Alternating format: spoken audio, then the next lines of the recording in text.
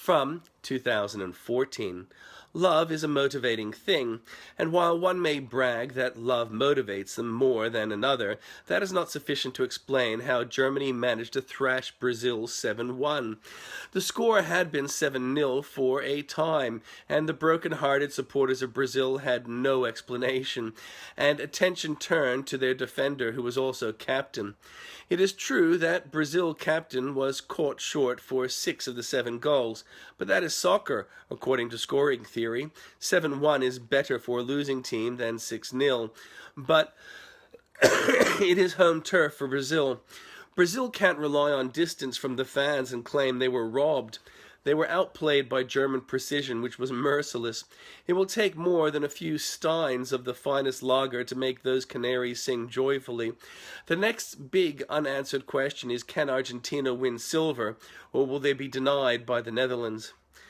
The press are cheering anything that might look like a setback to government policy. Ricky Muir in the Senate has decided to delay a vote ending their carbon dioxide tax. The High Court has decided to stay a return of victims of people smugglers. The policy program making cuts to spending quite thin, and if none of those cuts are passed, it will make effective government hard. But the truth is, cutting spending is the only way to prosperity, and failing to do so will result in poverty. Remember that when you next hear the ALP leader fail to have a policy that includes cutting spending. Words are powerful. They define what we think and how we behave. George Washington ordered that the Declaration of Independence be read to his troops on this day in 1776. In 1793, Canada passed an act against slavery. In 1868, the 14th Amendment guaranteed African Americans full citizenship and all persons in the U.S. due process. In 1900, Queen Victoria gave assent to the creation of the state of Australia. In 1922, Johnny Weissmuller heard the word minute and broke it for the 100 meters by timing 58.6 seconds. The latest world record is 44.94. Bertrand Russell prided himself on his intellect. He was highly lauded and ridiculed by those that knew him. Like Maynard Keynes, it is an interesting study in personality to think on how Keynes and Russell described each other. Russell said Keynes was a moody genius, and all eyes in a room would be drawn to him as he entered it. Keynes said of Russell, he was a nice guy who liked nice things and wondered why not everything around him was nice. On this day, in 1955, Russell published The Nice Thought, despairing of the future of humanity in a world with nuclear power.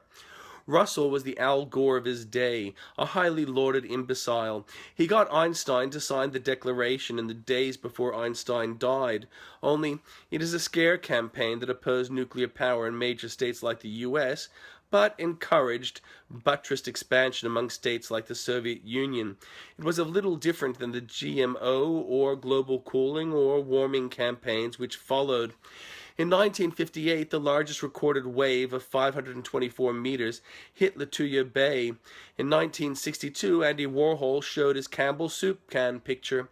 1979, Odessa claimed responsibility for blowing up a car of Nazi hunters.